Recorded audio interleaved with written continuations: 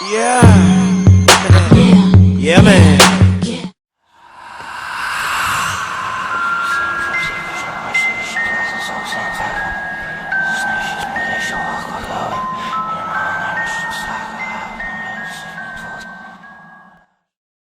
Hello monsters, so glad to see you. So I've been playing Pokemon Go and darn it I cannot find this three-headed beaver. So have you guys played Pokemon Go yet? What's the coolest Pokemon you've caught so far? Have ya ended up in any creepy places yet? Well, let me know in the comments below. Like the 19-year-old girl in Wyoming who was led to a water source where instead of finding a water Pokemon, she spots a dead body in nearly 3 feet of water. Or that gaming YouTuber Alex Ramirez, he came across something unbelievable. Pulling up into a church parking lot, searching for Pokemon, he notices a black truck. Alex was wrong after assuming this guy was, as well, playing Pokemon Go. Here monsters is a short clip of Alex recording his creepy Pokemon Go encounter. Why is there a random truck here at the church? Is this motherfucker playing Pokemon too? Oh my god. Oh my god, holy shit! Oh god, this guy just killed this oh fucking shit, holy shit.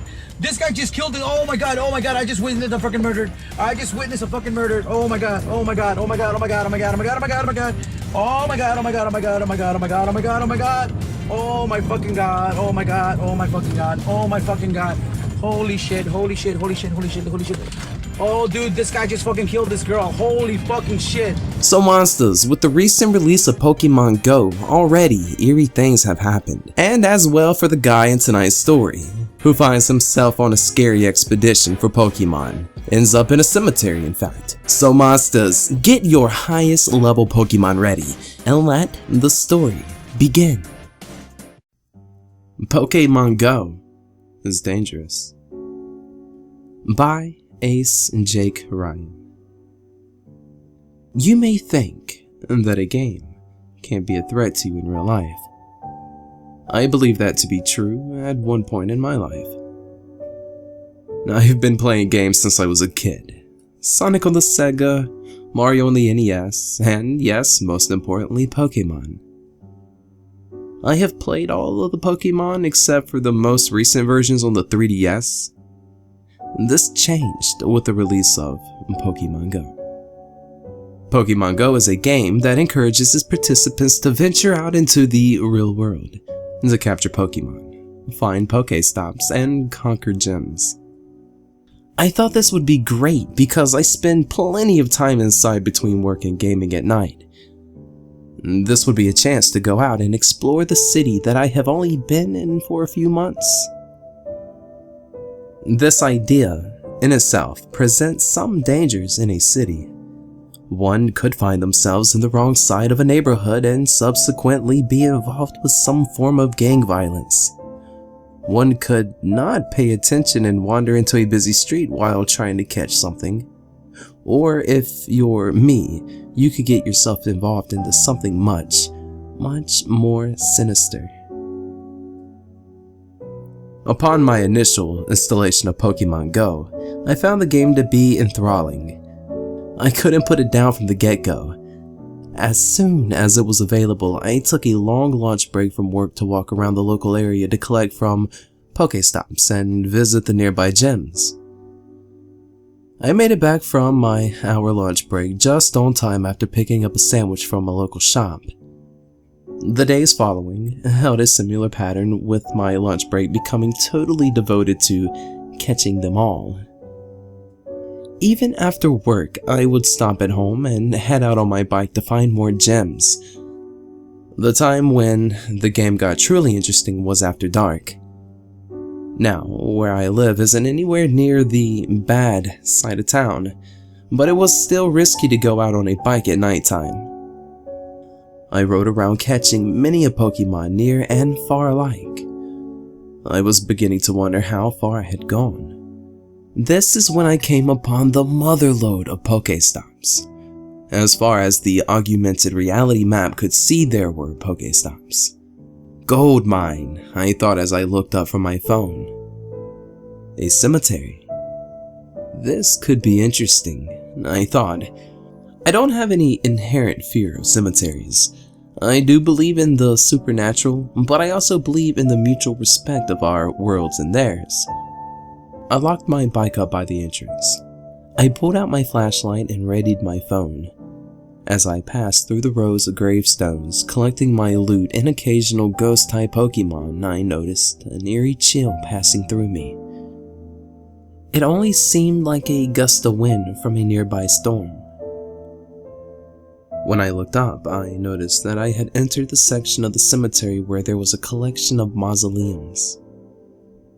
There were a few smaller size, 2 medium-sized, and one very prominent large mausoleum. This person clearly had to be the center of attention even long after they had died. As I entered this area, my phone started having a fit. Notifications from the left to the right, behind, and right in front of me were of ghost-type Pokemon. The most Pokemon I had seen in one area at one time. Only fitting for a cemetery. Now, 3rd evolution Pokemon are very rare occurrences from what I have gathered playing the game.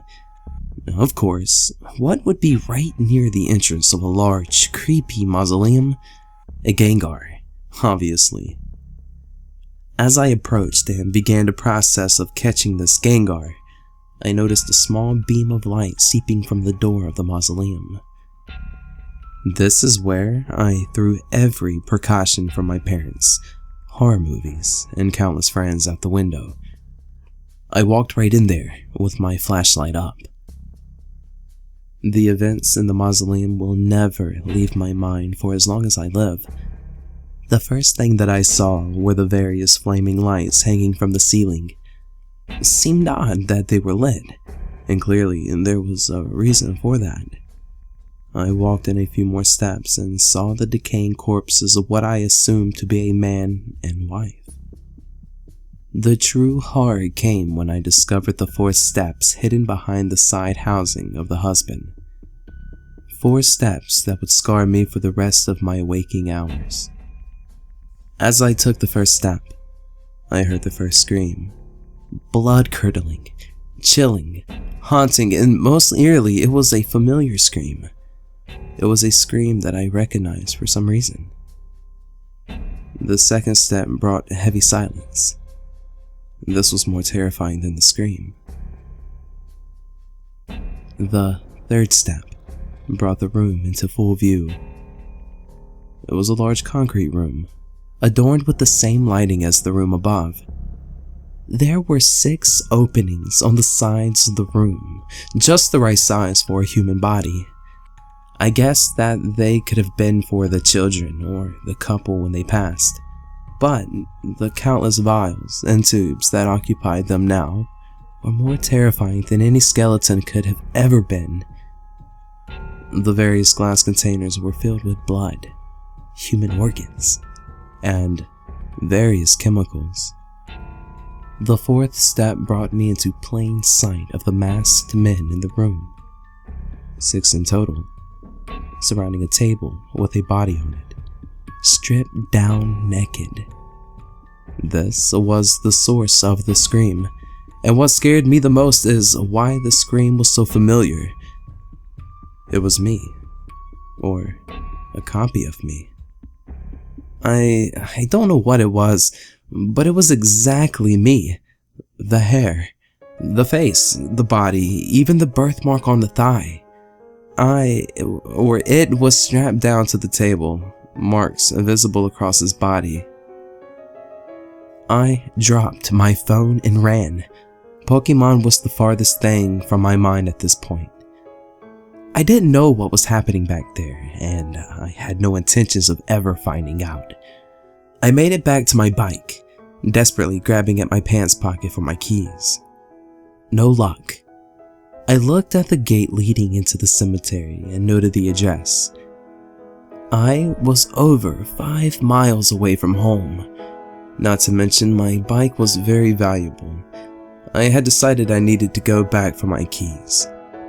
I reached into the pouch on my bike and grabbed the measly pocket knife I kept there for self-defense. I turned to face whatever insanity was behind me. In the rush to make it back to my bike, I had ran haphazardly through the graveyard and there was no telling where my keys could be. I had a Bluetooth tag attached to the keyring, but my phone was back with those men. My only choice was to go back. It wasn't a decision I made lightly, but my phone and my keys were two of the most important things I own. They say that in light of a terrifying situation, adrenaline can do some amazing things. In my case, it did a very, very stupid thing. As I moved through the gravestones, glancing at the ground and up at the mausoleums, I hoped that by some twist of fate, I would see the glimmer of my keys laying in the grass. Well, I did not. Upon reaching the large mausoleum, I found no signs that I was followed. In fact, I found the mausoleum completely sealed. No crack in the door, no lights inside, and no people. I could not comprehend what was happening. Was I imagining what I had saw? No way. It was real. I don't have my phone. It has to be real. In a moment of delirious rage, I smashed my way through the door of the mausoleum. Nothing. No lights. No people. No screaming. I looked to the sides and saw that the couple were still there. The stairs were still there, and so was my phone. My keys only a foot away. I, or whatever it was not there. There were no mysterious men in masks, and no vials or containers. It was empty. I took my stuff and I ran back to my bike. On the ride home, I called the police and tried to explain what happened to the night dispatcher, who must have thought I was insane. And she had told me that she would send a patrol over, but she doubted that they could do much. None of my friends believed the story either, but I know what I saw. Or maybe I didn't see anything after all. Monsters! Now it seems that he too stumbled on more than just Pokemon inside that mausoleum. And he didn't even get that Gengar. Now tonight's story was written by acejakeryan. The link to the original story will be in the description below. And I hope you guys enjoyed this story. And for the monsters who like this video, you will receive a teleport device through a drop box that will end up in your front yard. Now the teleport will take you to a secret location on the moon where you will find the one, the only, Mewtwo. And if you're new to the channel, be sure to subscribe to Yaman TV and become a monster today. Big shouts to all of you, and thanks for watching. Stay safe out there when you're playing Pokemon Go. You don't want to end up in front of a wild rabbit goose, do ya? And like always, monsters, till next time. Relax, Masi.